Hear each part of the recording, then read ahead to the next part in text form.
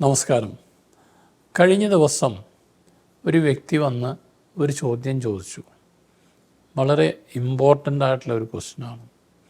ഡോക്ടറെ, എനിക്ക് ഉദാഹരണക്കുറവുണ്ട്, വർഷങ്ങളായി മരുന്ന് കഴിക്കുന്നു, ഗുണമില്ല, ഞാൻ തൃപ്തനല്ല, മെഡിസിൻസ് കൊണ്ട് തൃപ്തനല്ല.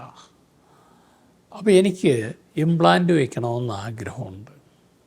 പക്ഷേ എനിക്കൊരു പ്രശ്നം കൂടിയുണ്ട്, ശീഘ്രസ്ഖലനം. ഇംപ്ലാന്റ് വെച്ചാൽ എല്ലാത്തിനും പരിഹാരമാകുമോ? അപ്പം ഞാൻ അദ്ദേഹത്തോട് പറഞ്ഞ മറുപടിയുണ്ട്. ഇംപ്ലാന്റ് എന്ന് പറയുന്നത് ഉദ്ധാരണക്കുറവിനുള്ള പരിഹാരമാണ്, പക്ഷേ ശീഘ്രസ്ഖലനത്തിനുള്ള പരിഹാരമല്ല. ഇംപ്ലാന്റ് തേടി വരുന്ന ഓരോരുത്തരും അറിഞ്ഞിരിക്കേണ്ട ഒരു കാര്യമാണത്.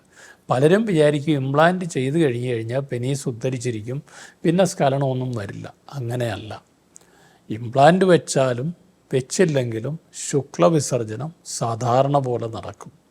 അത് ഇംപ്ലാന്റ് വെച്ചതിൻ്റെ പേരിൽ കൂടുതൽ സമയത്തിന് ശേഷമേ ശുക്ലവിസർജനം നടക്കൂ, അല്ലെങ്കിൽ ഏറെ പെട്ടെന്ന് നടക്കും, അങ്ങനെയൊന്നുമില്ല. അതിൻ്റെ പ്രത്യേകത എന്താണെന്ന് ചോദിച്ചാൽ, ശുക്ലവിസർജനത്തിന് ശേഷവും ഇംപ്ലാന്റ് ഉണ്ട് എങ്കിൽ പെനീസ് ഉദ്ധരിച്ച് തന്നെ നിൽക്കുമെന്നുള്ളതാണ് വ്യത്യാസം. അങ്ങനെ ഇംപ്ലാന്റ് വയ്ക്കാത്ത ഒരു വ്യക്തിയുടെ ലിംഗം ശുക്ലവിസർജനത്തിന് ശേഷം ചുരുങ്ങി പോകും. അപ്പോൾ അയാൾക്ക് ബന്ധം തുടരാൻ പറ്റില്ല.